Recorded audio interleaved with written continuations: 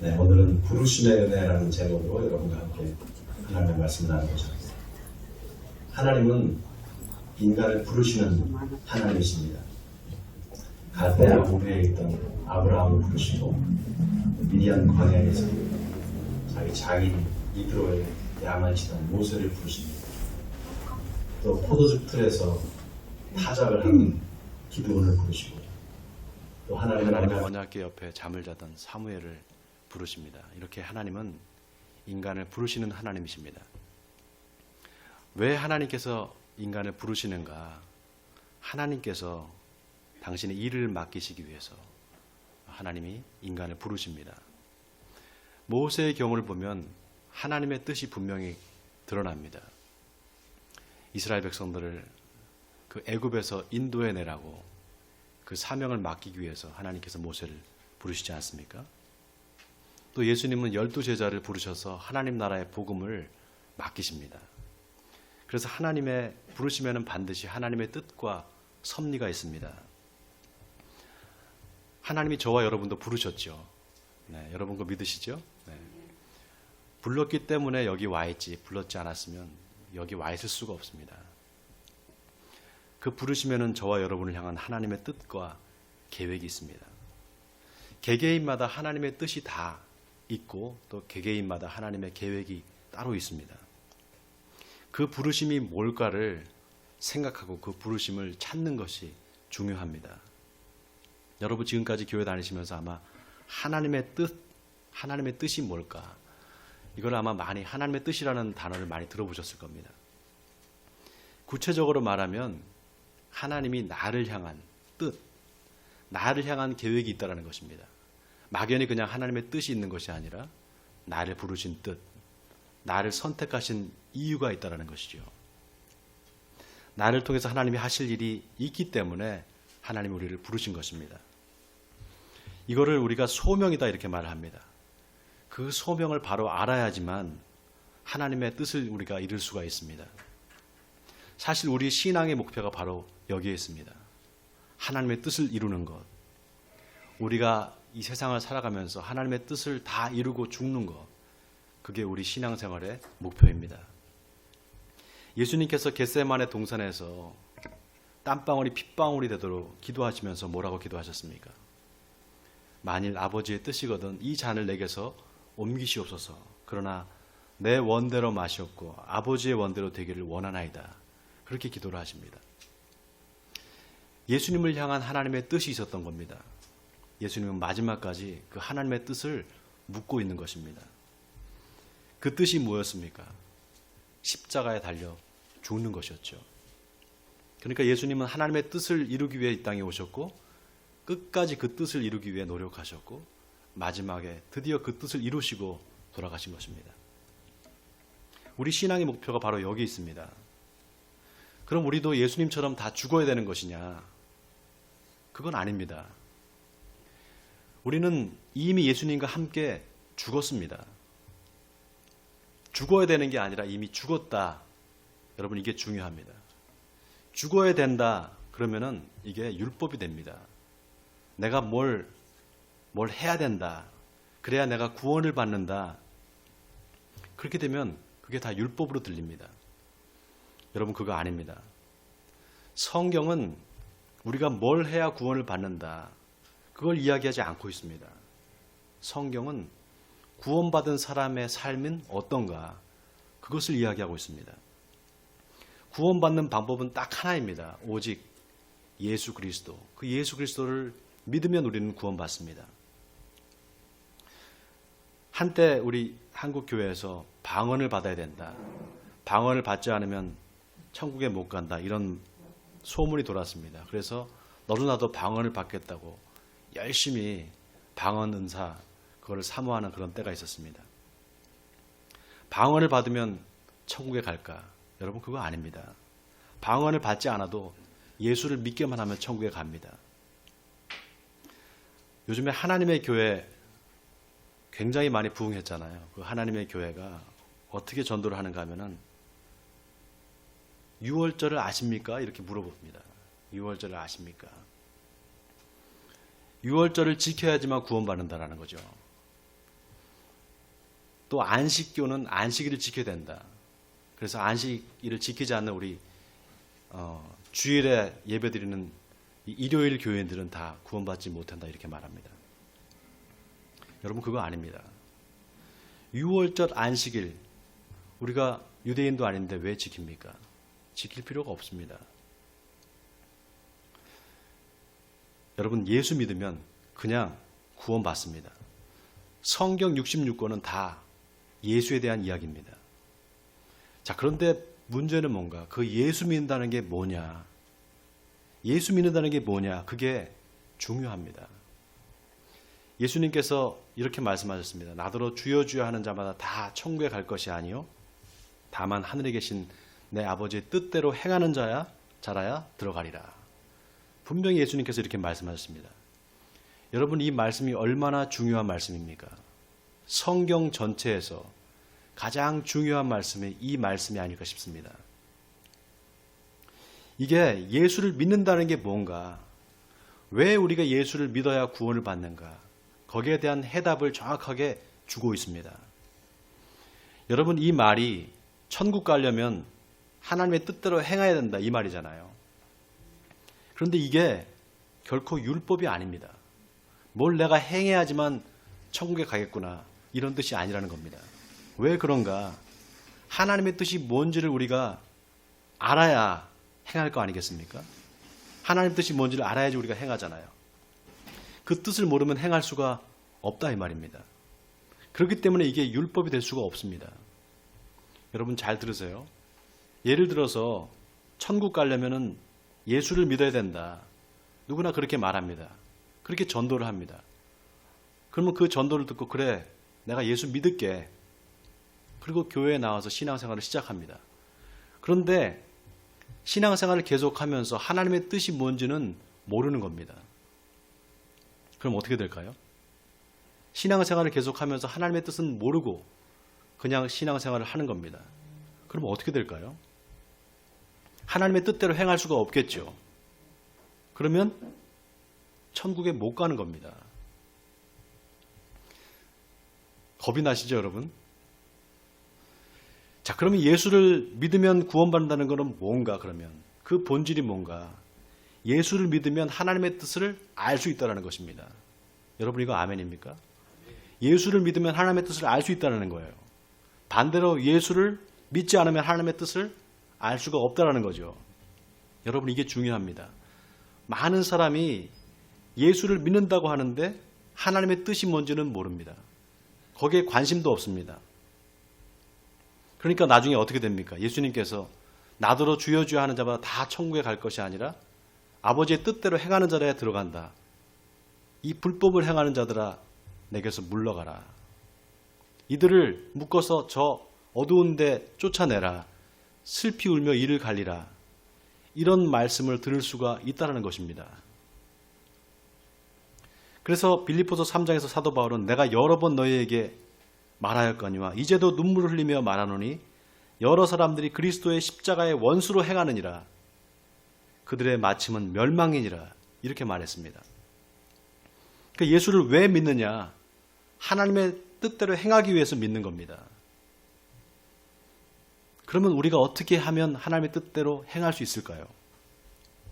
자, 오늘 본문에서 사도 바울이 그 이야기를 하고 있습니다. 자, 우리 다 같이 본문 26절을 같이 한 목소리로 읽겠습니다. 26절입니다. 시작. 이와 같이 성령도 우리의 연약함을 도우시나니 우리는 마땅히 기도할 바를 알지 못하나 오직 성령이 말할 수 없는 탄식으로 우리를 위하여 친히 간구하시느니라. 자, 여기 성령이 우리의 연약함을 도우신다 이렇게 말합니다. 여기 우리의 연약함이라는 게 뭘까요, 여러분? 자, 하나님의 뜻을 알아야지만 우리가 하나님의 뜻대로 행할 수 있습니다. 그런데 하나님의 뜻을 모르는 거, 그게 바로 우리의 연약함입니다. 바로 우리의 무지와 어리석음입니다. 또 뜻을 안다고 해도 그 뜻대로 행할 수 있는 능력이 우리에게 없습니다. 그러니까 연약함이라는 게 뭡니까? 우리의 무지와 우리의 무능함입니다. 자, 이 무지와 무능함을 성령께서 도우신다는 겁니다. 어떻게 도우시는가? 우리가 마땅히 기도할 바를 알지 못하나 성령이 말할 수 없는 탄식으로 우리를 위해 친히 간구하시느니라. 사도 바울이 아주 놀라운 말씀을 전합니다. 자, 여기 보세요. 성령이 지금 누구한테 간구한다는 겁니까? 하나님께 간구한다는 겁니다. 누구를 위해서? 우리를 위해서. 여러분, 성령의 다른 이름이 있습니다. 보혜사입니다. 보혜사. 헬라 말로 파라클레토스라고 합니다. 돕는 자, 이런 뜻을 갖고 있습니다. 성령이 우리 옆에서 우리를 도와주신다는 겁니다. 어떻게 도와주시는가? 말할 수 없는 탄식으로 우리를 위해 하나님께 기도하심으로 우리를 도와주신다는 겁니다. 여러분, 여기 말할 수 없는 탄식이라는 게 뭘까요? 말할 수 없는 탄식. 아유, 저거 어떡하나. 저거 도와줄 수도 없고 어떡하나. 내가 도와주고 싶은데 도와줄 수도 없고 저거 어떡하나. 이게 말할 수 없는 탄식입니다. 여러분, 아이가 넘어지면은, 어린아이가 가다가 넘어지면 그 엄마가 가서 이렇게 세워주잖아요. 옛날에 우리 할머니들 어때요? 손주가 넘어지면은, 그래서 막 울면 어떻게 합니까? 누가 그랬어? 에? 누가 우리 예쁜 손주를 그랬어? 저희 할머니가요, 제가 어릴 때 길가에 넘어지면 오셔가지고 땅을 막 이렇게 탁 치세요. 떼치 하면서. 누가 그랬냐고 말이지. 아마 요즘 그런 사람 없을 겁니다. 미국 사람들은요, 애가 넘어지면 절대 안 도와줍니다. 그냥 일어나, 괜찮아, 그렇게 혼자 스스로 일어나게 그냥 가만히 냅둡니다. 왜 그런가?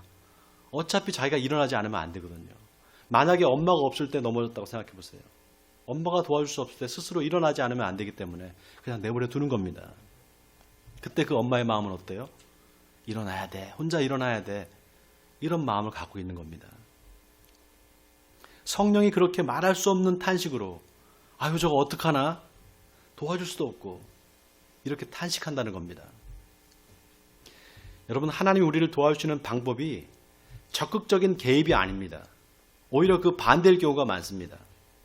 그냥 가만히 내버려 두시는 경우가 많아요. 예수님의 비유 중에 여러분 탕자의 비유 아시죠? 탕자의 비유에 그 탕자가 집을 나가서 허랑방탕하게 아버지 재산을 다 날리고 그렇게 집에 돌아오지 않잖아요. 그런데 그 아버지가 어떻게 하는가 보세요. 그 아들을 찾아 나서지를 않습니다. 그냥 무조건 기다려줘요. 이게 뭘 말하는 것인가? 하나님의 사랑이 적극적인 개입이 아니라 그냥 내버려 두심이라는 겁니다. 여러분, 만약에 여러분이 어떤 일을 계획하고 추진을 하는데 옆에서 누가 이래라 저래라 계속 개입을 하면 어때요? 처음에는 괜찮을지 몰라도 나중에는 막 짜증이 나지 않겠습니까? 왜냐? 내 자유를 속박하는 게 되기 때문에 그렇습니다. 하나님이 우리를 사랑하시는 방식이 그렇습니다. 절대 우리의 자유를 침해하지 않으십니다. 우리가 스스로 하도록 도와주시는 거예요. 그렇기 때문에 성령은 늘 우리 안에서 탄식하십니다. 도와줘야 되는데 도와줄 수 없는 적극적인 개입이 아니라 그냥 내버려 두심으로 항상 우리를 위해서 탄식하시는 겁니다. 이게 말할 수 없는 탄식으로 우리를 위해 간구하신다, 그 뜻입니다. 자, 다음 27절을 보세요. 27절에 보면 마음을 살피시는 이가 성령의 생각을 아시나니 이는 성령이 하나님의 뜻대로 성도를 위하여 간구하심이니라, 이렇게 말합니다. 자, 여기 마음을 살피시는 이가 누굴까요? 하나님이시죠. 그 하나님이 성령의 생각을 아신다는 겁니다. 아실 수밖에 없죠. 여러분, 성령이 누구십니까? 바로 하나님이시잖아요. 성부, 성자, 성령, 삼위일체 하나님이시란 말이죠. 자, 그런데 보세요. 그 성령이 하나님의 뜻대로 성도를 위해 간구하신다, 이렇게 말합니다.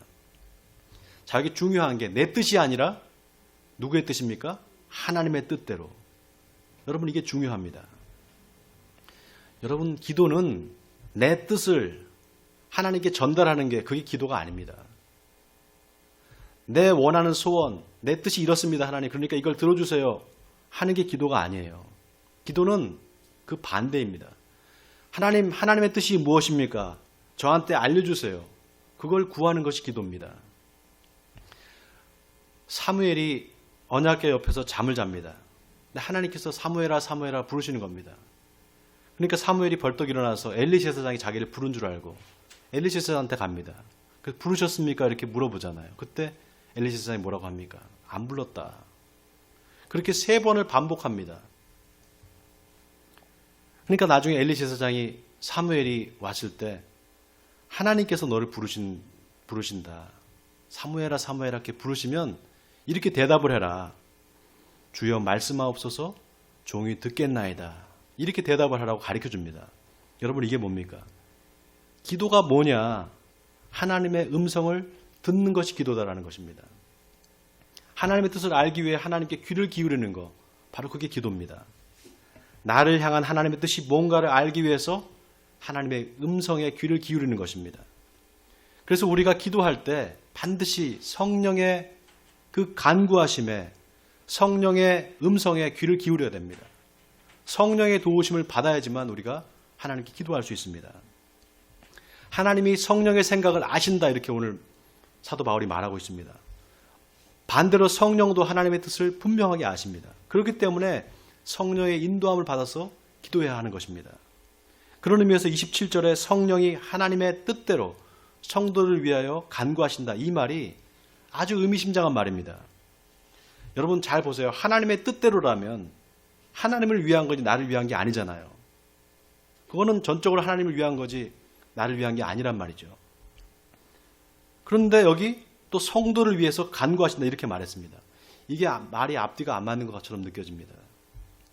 근데 여러분 내가 내 자신을 잘 알까요? 하나님이 내 자신을 잘 알까요? 하나님이 내가 내 자신을 아는 것보다 더 나를 잘 아십니다. 왜냐? 하나님께서 바로 우리를 만드셨기 때문입니다. 여러분, 여러분의 머리카락이 몇 개인 줄 아세요? 모르시죠? 하나님께서는 여러분의 머리카락이 몇 개인지도 아십니다. 하나님은 세상을 창조하신 창조주고 우리를 만드신 분이십니다. 그렇기 때문에 하나님은 모든 것을 다 아십니다. 하나님은 전지전능하신 하나님이십니다. 우리가 앞으로 내일 무슨 일이 일어날지 우리는 모릅니다. 당장 오늘 이 시간 이후에 1시간 후에 무슨 일이 일어날지 우리는 알 수 없습니다. 그러나 하나님께서는 다 아십니다. 하나님은 우리가 태어나고 죽을 거, 어떻게 우리가 죽을 거 가지고 하나님은 아시고 계십니다. 그렇기 때문에 하나님은 나한테 지금 뭐가 중요한지, 내가 가장 필요한 게 뭔지를 하나님이 정확하게 알고 계십니다. 나는 내가 필요한 게 이거 같은데 하나님은 그게 아니라고 말씀하십니다. 왜냐하면 하나님은 우리의 미래를 알기 때문에 지금 내가 뭐가 필요한지 하나님께서 정확하게 그걸 아세요. 그러니까 성령이 하나님의 뜻대로 성도를 위해 간구하신다고 말할 때 이 하나님의 뜻이 뭡니까? 나를 향한 하나님의 뜻이잖아요. 그렇죠? 그러니까 뭡니까? 그 하나님의 뜻이 하나님을 위한 게 아니라 실은 누구를 위한 겁니까? 나를 위한 겁니다. 나를 위한 하나님의 뜻이란 말이죠. 아이가 엄마한테 총을 사달라고 자꾸 조릅니다. 그런데 엄마가 보기에는 이 총이 아이가 갖고 놀기엔 너무 위험한 거예요. 그럼 어떻게 합니까? 그 총을 사주지 않죠. 하나님도 똑같습니다. 우리가 필요한지, 뭐가 필요한지를 우리는 모르지만 하나님께서는 아십니다. 우선순위가 뭔지를 우리는 모르지만 하나님은 아신다 이 말입니다. 우리가 이 믿음이 있어야 됩니다. 바로 하나님이 나보다 나를 더 잘 아신다. 그래서 내가 뭐가 필요한지를 하나님께서 정확하게 알고 계신다. 이 믿음이 있어야 돼요. 그러면 어떻게 되느냐? 이 믿음이 있으면 하나님의 뜻에 온전히 순종하게 됩니다. 막 억지로 순종해 그래서 순종하는 게 아니라 하나님을 전적으로 신뢰하고 하나님이 나를 위해서 내가 뭐가 필요한지를 정확하게 아시고 계신다. 이 믿음이 있으면 하나님을 전적으로 순종하게 돼요. 그래서 바울이 뭐라고 고백합니까? 28절에 우리가 알거니와 하나님을 사랑하는 자 곧 그의 뜻대로 부르심을 입은 자들에게는 모든 것이 합력하여 선을 이루느니라 이렇게 말합니다. 자, 여기서 중요한 것이 우리가 안다라는 것입니다. 뭘 아는가? 하나님이 나보다 나를 더 잘 아신다는 사실을 내가 안다라는 것입니다. 여러분 이거 아멘입니까? 그래서 하나님이 모든 것이 합력하여 선을 이루실 줄을 안다라는 거예요. 바로 이게 믿음입니다. 자, 그런데 보세요. 우리가 알거니와 하나님을 사랑하는 자, 곧 그의 뜻대로 부르심을 입은 자들에게 모든 것이 합력하여 선을 이룬다. 이렇게 말합니다. 여기 하나님을 사랑하는 자, 여기에 밑줄 치시기 바랍니다. 하나님을 사랑하는 자, 그냥 아무나가 아닙니다. 하나님을 사랑하는 사람, 그 사람을 하나님께서 특별히 그 사람이 하는 모든 행위에도 불구하고 모든 것이 합력하여 선을 이루게 하신다는 겁니다. 하나님을 사랑하지 않는 사람은 여기에 해당이 안 되는 것입니다. 많은 사람들이 이 말씀을 잘못 오해합니다. 그래서 자신들의 욕망을 정당화하는 수단으로 이 말씀을 사용합니다. 하나님의 뜻과는 전혀 상관없는 일을 하면서 모든 게 잘 될 거야. 하나님이 모든 게 잘 되게 하실 거야. 이렇게 자기 욕망을 정당화하는 수단으로 이 말씀을 사용합니다. 여러분, 하나님을 사랑하는 사람이 아니면 하나님의 뜻을 알려고 하지 않습니다. 하나님의 뜻을 알 필요도 없습니다. 하나님을 사랑하지 않는 사람은. 오직 하나님을 사랑하는 사람만이 하나님의 뜻을 알려고 합니다. 그렇기 때문에 그 사람이 하나님께 기도하는 겁니다. 바로 그 사람, 하나님의 뜻을 알려고 기도하는 그 사람이 바로 하나님의 뜻대로 부르심을 입은 사람들입니다. 여러분, 바울이 이 로마서를 누구한테 썼습니까? 편안하게 사는 사람한테 쓴 게 아닙니다. 예수 믿는 거 하나 때문에 고난과 핍박을 받는 사람들, 그럼에도 불구하고 그 예수 믿는 믿음을 포기하지 않는 사람들을 향해서 이 로마서를 쓰고 있습니다. 그러니까 하나님을 사랑하는 사람이 누군가, 여기서 사도 바울이 하나님을 사랑하는 자, 곧 그 뜻대로 부르심을 입은 자들이 누군가, 바로 예수를 믿는 사람, 예수 그리스도를 믿음으로 말미암아 구원받은 사람, 그래서 끝까지 고난과 핍박 속에서도 그 예수 믿는 믿음을 포기하지 않는 사람, 그 사람을 이야기하는 것입니다. 하나님을 사랑하는 자, 곧 그의 뜻대로 부르심을 입은 자들에게는 모든 것이 합력하여 선을 이룬다. 여러분, 이 말씀이 얼마나 의미심장합니까? 오직 하나님을 사랑하는 사람만이 그 하나님의 뜻을 행할 수 있다는 것입니다.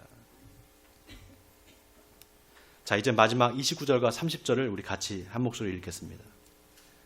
29절 30절입니다. 시작. 하나님이 미리 아신 자들을 또한 그 아들의 형상을 본받게 하기 위하여 미리 정하셨으니 이는 그로 많은 형제 중에서 맏아들이 되게 하려 하심이라. 또 미리 정하신 그들을 또한 부르시고 부르신 그들을 또한 의롭다 하시고 의롭다 하신 그들을 또한 영화롭게 하셨느니라. 자, 여기 미리 아셨다, 미리 정하셨다, 계속해서 반복해서 미리 아셨다, 미리 정하셨다라고 나옵니다. 여러분, 이게 뭡니까? 바로 예정입니다. 예정. 하나님의 선택과 예정의 교리가 여기 지금 나오고 있습니다. 여러분, 로마서 이 8장이요. 로마서 중에서도 가장 중요한 장이고요. 그리고 그 중에서도 중요한 구절이 바로 29절, 30절입니다. 이 두 개의 구절을 어떻게 해석하느냐 굉장히 중요합니다. 지난번에 제가 설교할 때 예정론과 운명론이 다르다고 말씀드렸죠. 근데 많은 사람들이 이 칼빈의 예정론을 운명론으로 착각한다고 말씀드렸습니다. 여러분 기억나세요? 예정과 운명의 차이가 뭡니까? 여러분, 운명이라는 말, 예정이라는 말이 같은 말이 아닙니다. 절대로. 운명은 뭐가 운명이냐? 과거에 어떤 사건이 있어서 그걸 정해버린 겁니다. 누가 과거에 어떤 것을 정한 것이 있는데 그것이 현재나 미래에 그걸 절대로 바꿀 수 없는 거. 그게 바로 운명입니다. 그럼 예정은 뭡니까? 미래에 될 일들을 지금 내가 정하는 겁니다. 그게 예정입니다. 완전히 다릅니다. 운명과 예정은. 시점의 차이가 있습니다.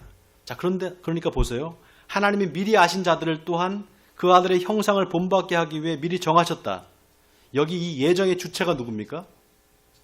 하나님이시죠. 하나님.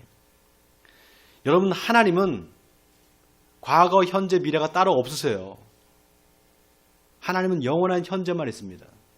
우리는 과거가 있고 현재가 있고 미래가 있지만 하나님의 시간은 영원한 시간입니다. 왜냐하면 하나님은 영원히 살아계신 분이기 때문에.